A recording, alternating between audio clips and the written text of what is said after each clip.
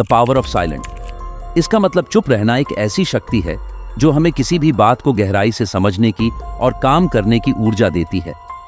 चुप रहने से हमारा माइंड ज्यादा काम करने लगता है और हम ठीक समय पर सही निर्णय लेने में सक्षम होते हैं। यह हमारी आत्मिक शक्ति का मुख्य स्रोत है, जो आजकल के समय में हमारे लिए बहुत ही मुश्किल है। यह हमारे मन को शांत करता है। शांत रहने से हम अंदर से यानी दिल से सच्ची खुशी का महसूस करते हैं, जिसका अंदाजा हम खुद भी नहीं लगा सकते। इससे हमारी संकल्प शक्ति भी बढ़ती है।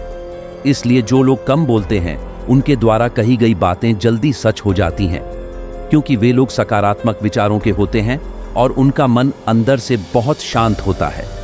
हमारे जीवन में एक नहीं बल्कि बहुत सारे दुखों का कारण बोलना ही है, क्योंकि हमारी समस्या यही है कि हम चुप नहीं रह सकते। हमेशा कुछ न कुछ बोलते ही रहते हैं और आपके बोलने के कारण ही आधे से ज्यादा दुख निर्मित होते हैं। परिवार में कलह क्लेश का कारण भी हमारा बोलना ही होता है।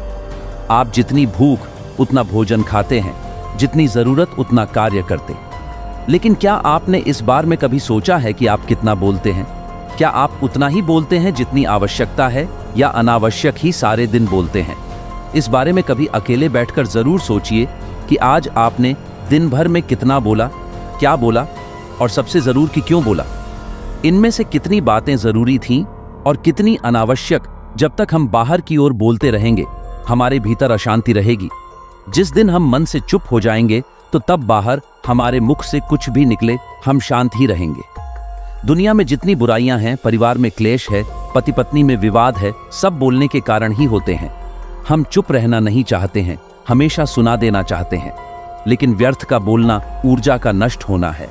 इसलिए जितने भी बुद्धत्व साधु और संत हुए, वे एकांत की ओर गए, क्योंकि उन्हें अधिक बोलना न पड़े और अधिक सुनना न पड़े।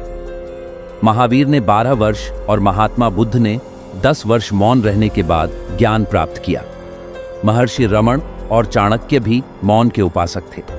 लेकिन आप इस संसार में रहकर भी एकांत रह सकते हैं। इसके लिए आपको अपनी उन ऊर्जाओं को बचाना होगा जिसे आप व्यर्थ के शब्दों में नष्ट कर देते हैं। इसलिए उतना ही बोले जितना जरूरी हो